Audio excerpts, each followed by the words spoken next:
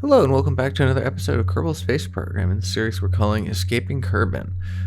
If you have just come from the last episode, then you know that we had a whole bunch of failures, and if you didn't see the last episode, episode 8, I definitely recommend checking it out. We ended up having a lot of problems due to my own errors and everything, and I learned from that. I learned a lot of mistakes. But I'm uploading both these videos together because in this video we have some successes, and I wanted to bring you that. And so if you didn't see episode 8, just a recap, we made a lot of trash and we killed a Kerbal. So we've got a lot of responsibility now to not only keep our Kerbals alive, but to make our launches right and pay attention and pay more attention anyways. So here I am. I'm just grabbing any contracts relevant to the MUN because we are going to make a crewed landing. We're going to explore it. We're also going to grab this crewed landing on Minmus because we'll probably end up going there next. I'm wanting to get back to or not get back to, but I want to start moving forward on the goal to make it outside of this system. So we're really going to try to rush towards getting nuclear engines and things that can handle going to Duna or Eve. So right now I'm just doing a little contract. It is career mode, so you can't escape doing contracts. I went IVA mode just to see if this pod had anything worth looking at, to see if I could utilize it for my POV series, but alas, we cannot. So there you go, 2 contracts done. Now let's get started on the main goal here. So I take a quick look at my science. Sometimes it just forces me into the R&D building after finishing a contract. So we're going to start off with the Mach 1 command pod. We're going to try to bring 2 Kerbals with us. So coming down here to find that hitchhiker storage container. And then instead of doing 2, because one of these is going to be filled with life support, as you see, life support and batteries. But instead of doing a secondary one to hold all my science, I decided I'm just going to tack it onto the side of the craft, and we'll have the Kerbal EVA to get it. But as you see here, I have a bunch of we decided instead of doing the hitchhiker can, we grabbed this Corvus pod, which is a 2-seater instead. So now I'm putting on this the science experiments back on.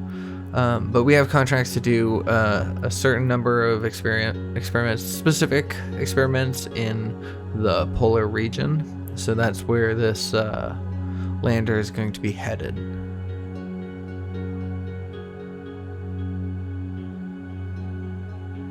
So we want to bring a scientist as well as a pilot. The scientist is going to be able to restore the or just reuse the science junior, so we'll be able to get a lot of science from different areas and reusable experiments on the mystery goo as well.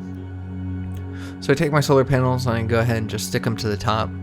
It looks a little strange. This whole craft is going to look a little strange, but if it works, then it works. So as you see here, I'm asymmetrically putting my radiators because we need to be able to get out the front door. We can't block the hatches, but we also need radiators for the re-entry. This is a funky little pod. But here we are. We're just gonna start building the landing section, and we take a moment here to utilize the Delta V map, the community built Delta V map. I'll put a link to one of the images in the description below, but that tells you how much fuel you need to get from place to place in the system. And so we decided to go that amount of fuel. That main center stage should be enough to get us back from the from MUN's orbit back to Kerbin. Hopefully that'll have enough fuel. But I'm wondering whether or not I should use 1 or 5 engines, and so I did a quick test where I tried to land on the Mun, and I put in, it didn't have enough thrust to weight ratio, so I went for the 5 engines. I went and did another test, and the 5 engines does seem to be the right size, so I keep pushing on.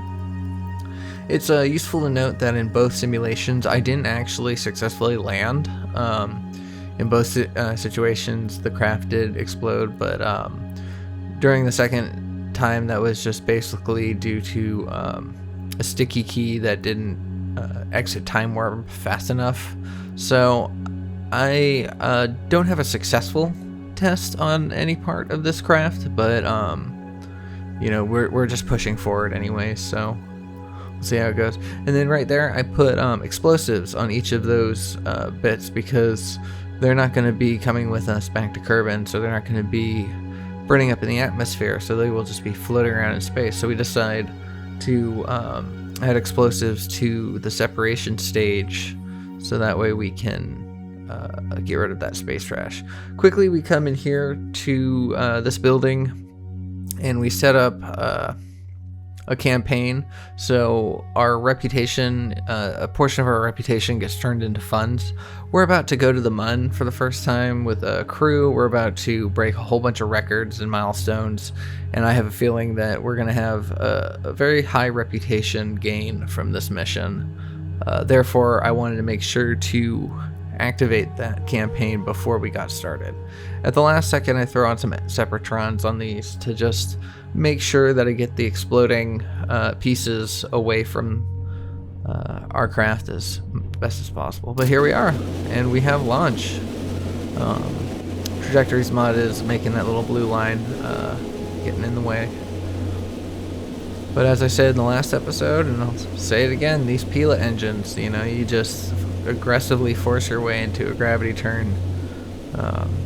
You lose a little bit of efficiency, but you can get started on that really quickly and then just cruise on up.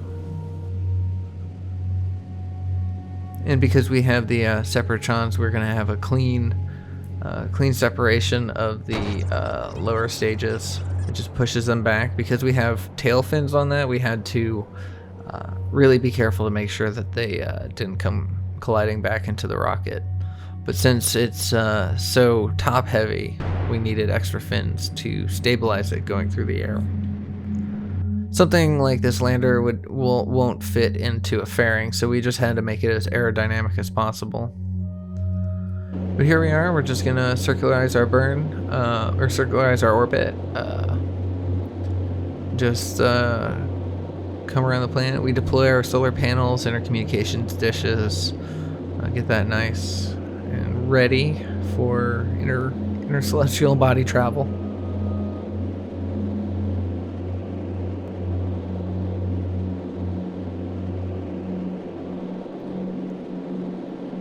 And we just let remote tech handle the killing of our engine.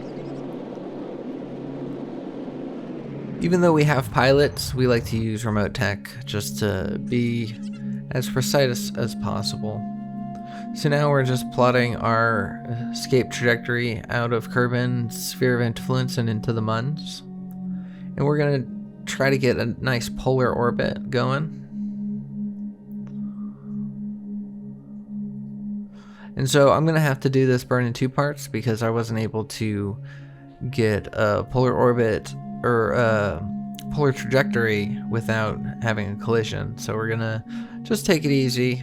We still got plenty of Delta V remaining. The fact that we're using our lower engine or lifter engine to make these maneuvers is pretty good. But we're going to use the last of its fuel in this burn. And we are going to get to see our explosives react for the first time. We have them staged, so as soon as it separates, the countdown begins. Just a quick 5 seconds, and those Separatrons really pushed it far back. We didn't actually need those because we're still moving forward with our 5 engines.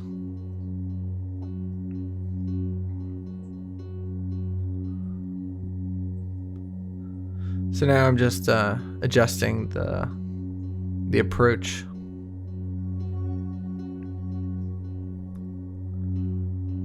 and bring it nice and low so I can land relatively quickly.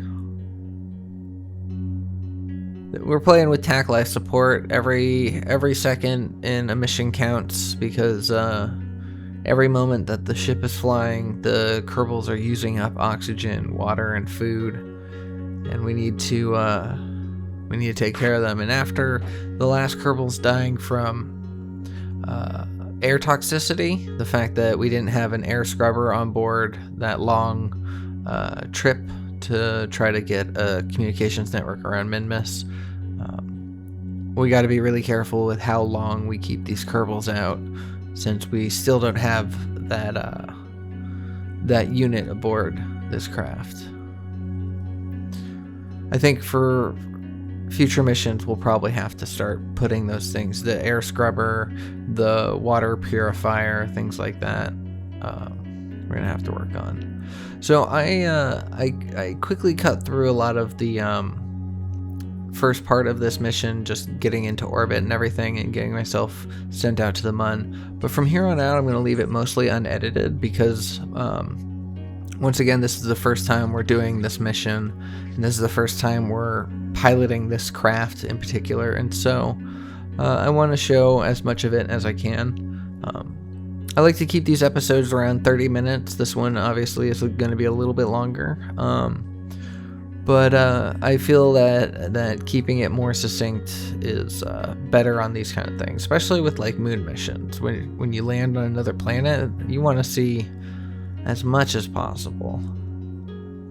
Look at that. Now, I'm a little sad that my computer can't run the parallax mod very well. It renders beautifully, it looks great, but the performance-wise, it takes a hit, and I lose a lot of frames per second with it. So that and some mod conflicts were the reason why our KSP POV Season 1 ended as abruptly as it did.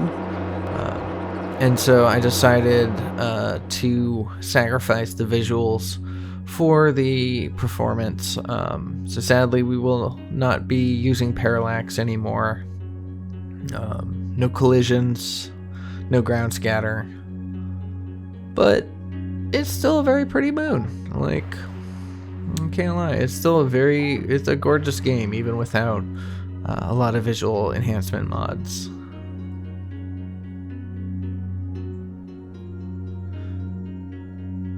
So I'm doing some science in space low above these places. I'm transmitting back anything that'll give me full science to transmit. And I take my Kerbals out on EVA and do their science jobs. Scientists in my series are going to have to get very comfortable with being outside the ship and using RCS packs to navigate into the inky depths of space and make it back safely. Pilots, I mean, all they gotta do is land the thing and fly the thing, but it's the scientists that run the risks, at least their personal risks, you know. Pilots will risk the whole endeavor, the whole spacecraft. Scientists just risk their lives. But they risk it for science, so what else can we ask?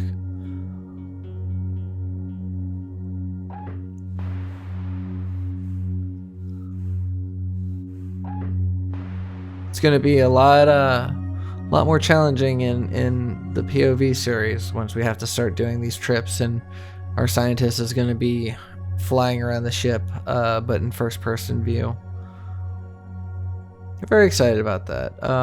I hope, if you're watching, I hope you are enjoying both series. If not, let me know in the comments what I could do a little better. If there's something that you'd like to see either more of, or something different kind of challenge. I don't know what schedule would be like as far as starting a new challenge, because I want to make it a little further in some of these ones that I'm doing. Like in escaping Kerbin, I think I need to actually escape Kerbin. So we're going to work on that. And we're kind of pushing our way forward with this.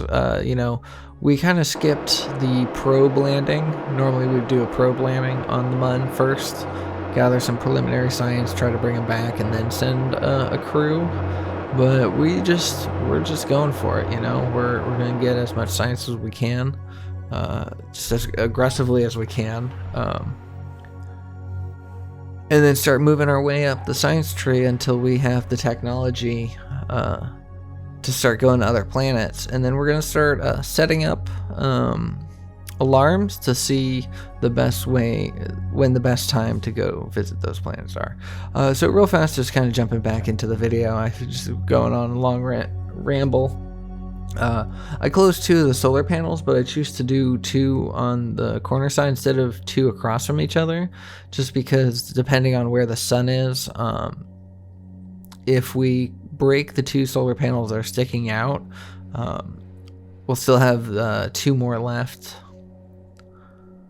and 2 different sides that they can recover from instead of just the same side.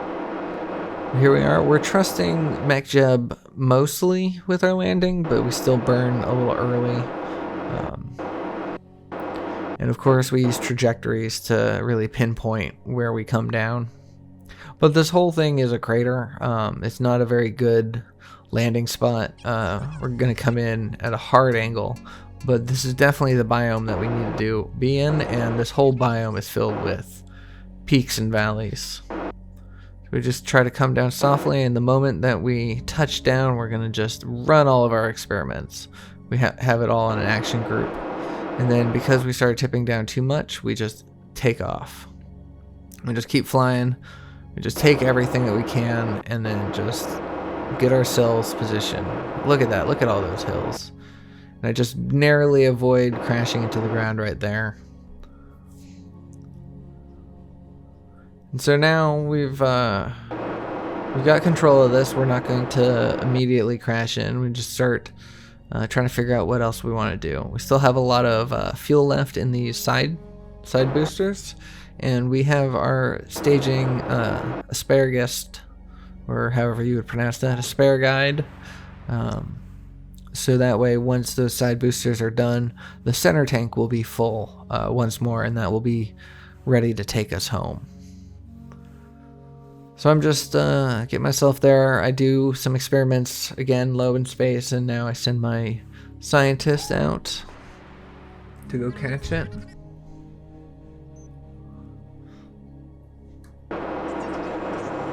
And then I decided to get out of the poles and then just land for another spot here. I didn't know at first, but I actually pointed myself towards the northeast basin. So that's nice. I'm getting a little more specific of a zone rather than just lowlands, midlands, or highlands. I get to go to a very specific site, and that's cool.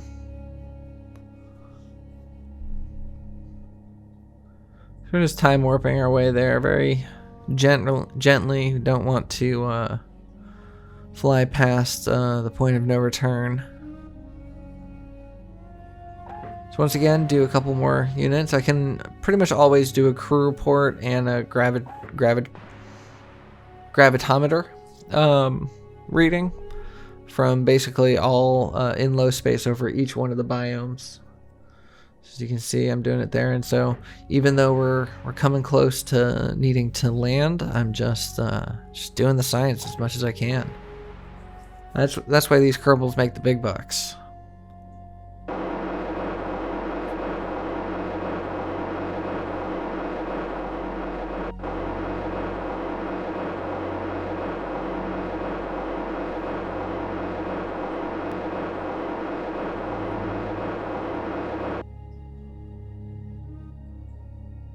It seems like a good enough place to land as any. Outside of a crater, but far enough away that hopefully we won't be tilted too much. And then we go ahead and kill our time warp, so that way we're not rushing too far. And of course we look at MechJeb and keep that as our frame of reference as when to start burning. But for the most part, we're going to do it manually. And there we are. We have a solid and safe touchdown. We landed on the Mun. Once again, immediately we're going to do our science and transmit anything that gives us full and keep everything else. So yeah, so now we can go ahead and open up the rest of our solar panels, utilize all the sunlight we can. Do a telemetry report. I transmitted the telemetry report and then did the next one. So I get our brave scientists out, Tam and Kerbal, or Kerbin, to collect everything and be the first Kerbal out in EVA on space, but she was not slotted to be the first one to put footsteps on the mud. So we have to keep her flying as she comes over to this other side to grab a couple of the experiments.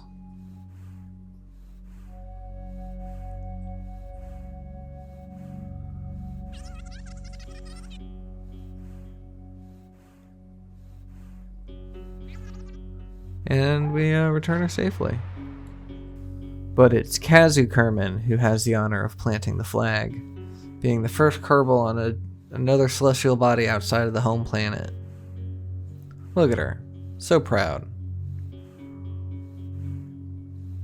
It's a beautiful ship, and it worked. It got us here. Now let's see if it can do the other half of the journey. Some would say the most important part of the journey is the journey back.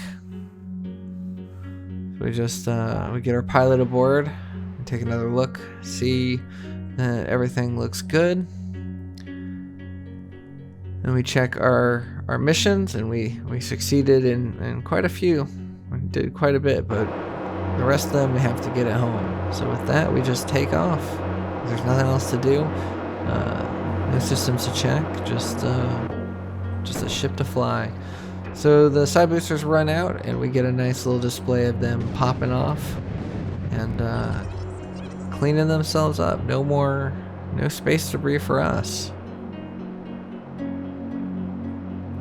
So now, according to the Delta V calculations, I should have just enough, a little bit more than what the calculations read, to get myself from the Mun to Kerbin. Inside Kerbin's atmosphere anyways. So I have to be very careful with my fuel, because if I go over, if I utilize it in the wrong way, then we could be very well stranded out in space. And this mission has gone on for a while now, so it's they're not running on full life support at the moment. They haven't gone through too much of it, so they can survive for a little while. But if we needed to send a rescue mission, especially in one that would be such an elliptical orbit as our escape trajectory, the one that we have now, it would be very hard to catch up to them in order to either get them back on board or give them new supplies. So let's try not to do that. Let's pay attention to our time warps, and let's pay attention to our maneuvers, and let's think skillfully about this. But of course, let's grab every bit of science that we can. The mod that I'm using that's on the left that I keep clicking to do the science is a mod called X Science, and it tells you when and where you can get science from whichever biome you're in, and it allows you to simply click the button to run the experiment as opposed to searching on the ship to find it. Searching on the ship to find it is it's vanilla, and so it is the proper way to do it. You should do it. Doing it through X Science is a little cheapy, but I enjoy it. I find it much easier. It's a good quality of life mod that makes things a little just more bearable than trying to guess which biome I'm in any situation simply by running the experiment and seeing if it does anything. So there's another mod that I played around with a while before I started doing any of the YouTube stuff. I was just doing my own, and it would automatically collect the science for you. where you didn't need to run the experiment. Just as soon as you got into the zone, if you had the right experiment on board, it would run it and keep it.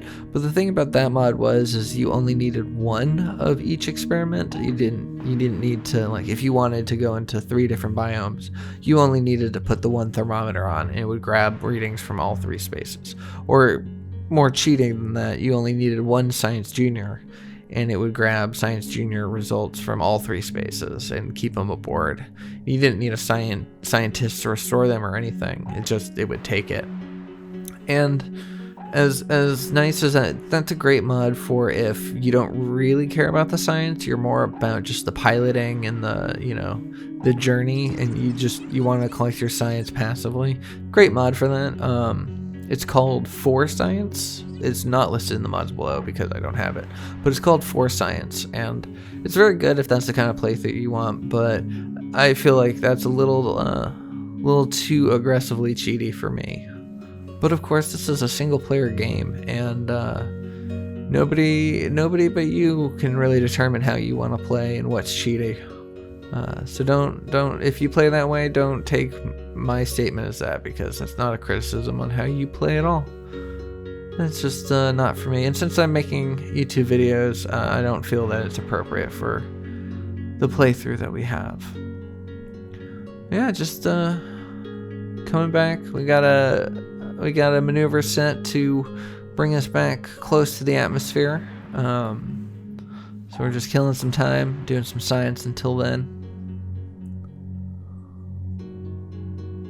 And it starts to get to the point where I start flying through the biomes and I have no more experiments to run. And that's when I know that we've done a good job. I take a quick look at our resources, and we still have plenty of food and water and oxygen. The electricity leaves a little bit to be desired, but we still have signal at the moment, so we're all good. Well, we still have charge. We also have signal because we're close enough, but that is less of a concern since we're piloting this ourselves. So we go ahead and hit the throttle. Got a lot of wobble on here.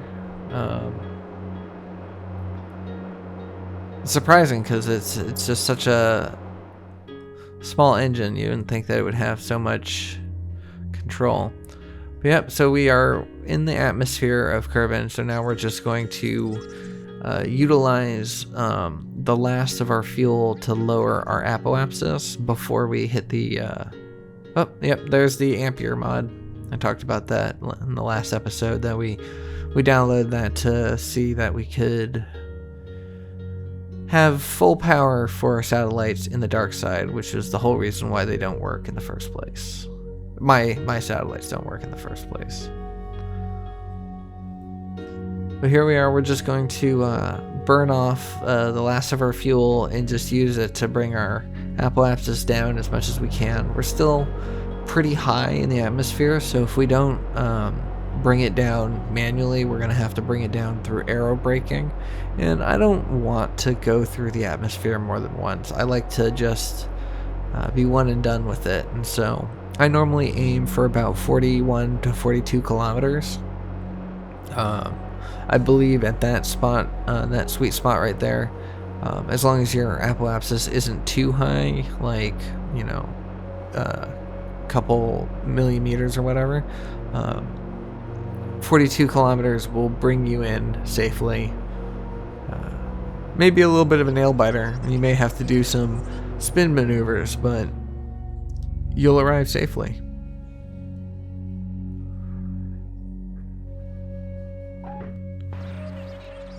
And real fast, before we get back into the atmosphere, take one more second to collect all the science we can. We're at kind of a bad angle to do our EVAs. We're not lined up with the ladders at all. I've only got about 1,300 meters to go before we're actually back in the atmosphere again. If I don't get this Kerbal back inside, things could turn out quite badly for us. I'm trying to get her back onto the ladder, but the angle that I'm at is just not good. I try going into first person because sometimes you can get better control through that, but it just seemed to be glitching out a little bit. But thankfully, with only 1,000 meters to spare, I get back into the craft. And once you look at that, we're just shortly we're approaching the KOC. And if we can manage to get ourselves close enough to it, we'll be able to save a lot of money on the recovery of our rocket, which is always a plus. And there you go. You utilize the last of our fuel, and we are just a few kilometers offshore from the KSC. So it is going to be a wonderful amount of money that we get back from this. Now, the program froze here, and I wasn't really sure what was going on. Typically, it only freezes like this when there's going to be an impact, but we are obviously way too high for that. But then it comes back. So, yeah, I'm not really sure what that was about, but once again, just braving and just taking all the chances we can and collecting all the science we can get. But then we eject our lower stage and we activate our descent action group. So if you're familiar with the series, it's always going to be pretty much the same thing. Is you stow the solar panels and the communication dishes if you have it. You turn on radiators if you have them, and you activate or you arm the parachutes.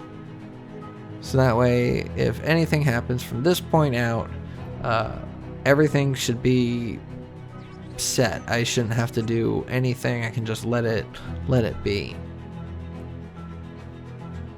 And here we are, and look at that, just soaring above the KSC. I'm sure everybody is out there standing in the parking lot. Werner von Kerman's just taking notes and just watching the fiery blaze pass above them.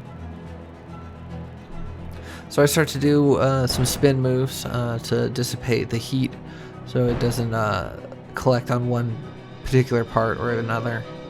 Just kind of spreads along the whole thing. I always forget to lower the amount of ablator in the heat shield. I could save a lot of weight by doing that in the process, but I always forget to do that. But that just means that we have the full amount of ablator here, so we don't have to really worry about that being used up, because I don't think I ever, at least coming into Kerbin, I've never used very much ablator. But sadly, one of our parachutes, or actually two of the three parachutes, were ripped apart by the heat and the aero forces. So I'm a little bit nervous here. I haven't quite figured out that little button, the stage there, means that we still have one left. Currently, my mindset is that we have no parachutes at all, that they were all burnt up. So I'm starting to freak out a lot. And so I'm hoping that the fire will go away soon so I can start to figure out how to EVA my Kerbals and save them, because I don't want to have another 2 funerals in the very next episode.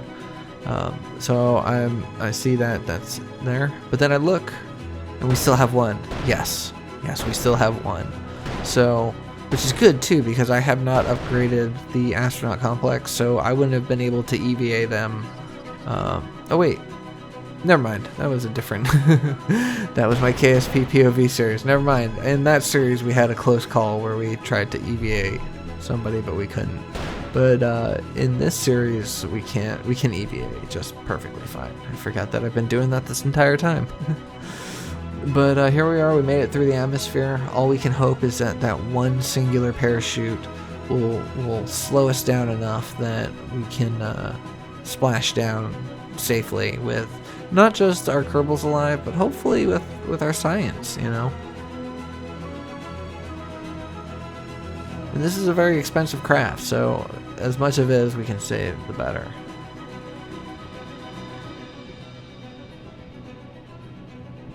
And so, once again, the computer starts to freeze up, the game stops, it just hiccups there, and then it's just frozen again, and I'm starting to freak out. Again, 4,000 meters is very high for it to be an impact freeze, but all I could think of is the parachute tore apart and now everything is gonna go haywire. But luckily the computer comes back and we continue our descent.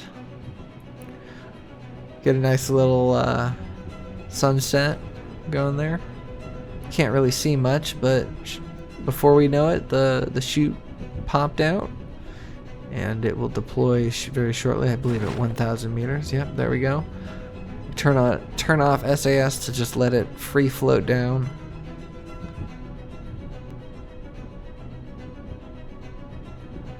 .500 meters, and we're just coming down ever so gently now, and I have no fear that we are going to splash down. Our Kerbals will be alive to tell the tale. 100 meters, 50 meters, 20 meters, and touchdown. Look at that. And we got a ton of science to do from it as well. Look at all that science. Over 1,000 just from that trip. Almost 1,500 just from that trip. Just touching down in two biomes. We did 2 biomes on the moon.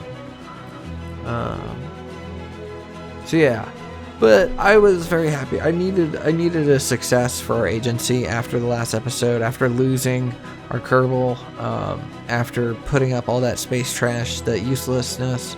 We needed a win. So thank you for joining me in that, and thank you for supporting this channel so much so far. If you liked it, please consider giving me a like, and I will see you in the next one. Take care.